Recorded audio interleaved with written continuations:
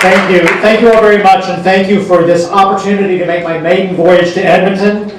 Ever since I first came to Canada in 1973 as part of a cultural exchange with St. Mike's at the University of Toronto, I have seized every opportunity I can to come north of the border. And I have to say, especially to those of you in the arts community, to you and to your colleagues, I owe really some of the most major transformative experiences of my lifetime. I owe much of what I understand about classical theater production to Robin Phillips, to Nick Pinnell, to William Hunt, to Martha Henry, to Marty Merritt, Colm Fior, and others that I saw at the Stratford and the Shaw festivals over the years. I owe my adolescent angst to Joni Mitchell. Who doesn't? I owe my classical musical sensibility to John Vickers, to Teresa Stratas, Ben Hepner, Maureen Forrester, and most recently Gerald Finley, who I think is one of the great voices ever in classical music. And moreover, the works of James Kudelka in dance, of Daniel McIver, Robert Lepage, and so many others have really been transformative experiences for me. So let me begin by thanking you for your part, not only in supporting these nationally recognized artists, but for the other artists that I have yet to know here in Edmonton and in other communities across the country. Thank you so much. My only regret is that Slings and Arrows lasted a mere 3 seasons, and I hope that we can get it back for season number 4. So, yeah, oh good.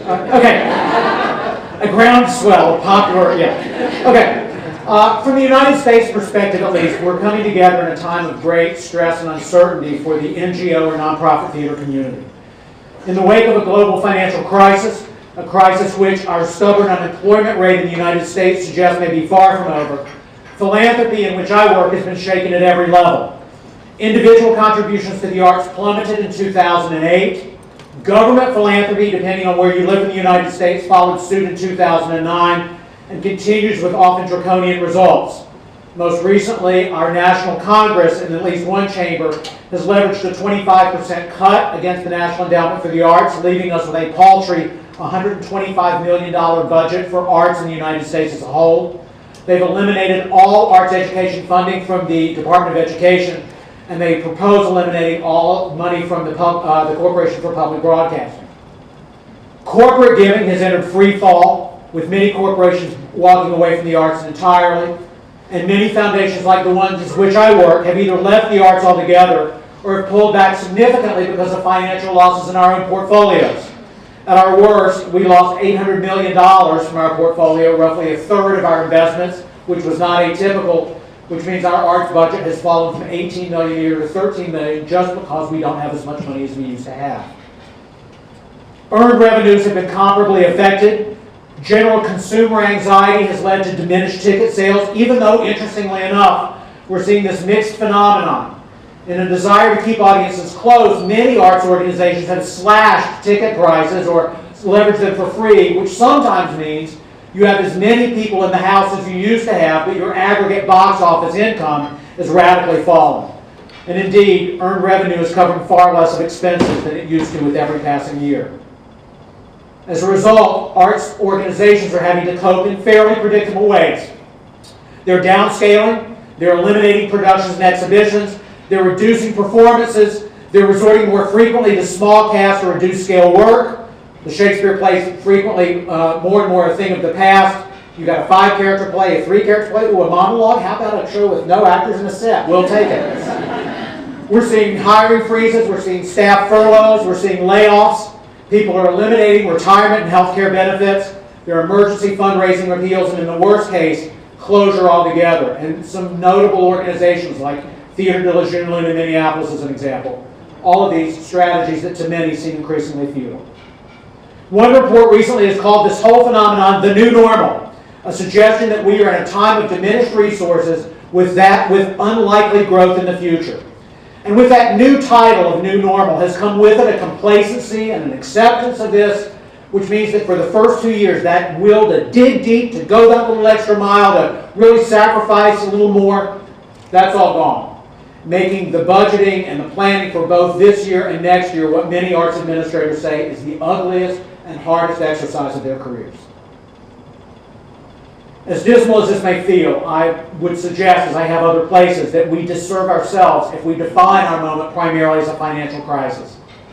And indeed, if I'm going to be even bolder, I would suggest that the crisis the arts face is not a financial crisis.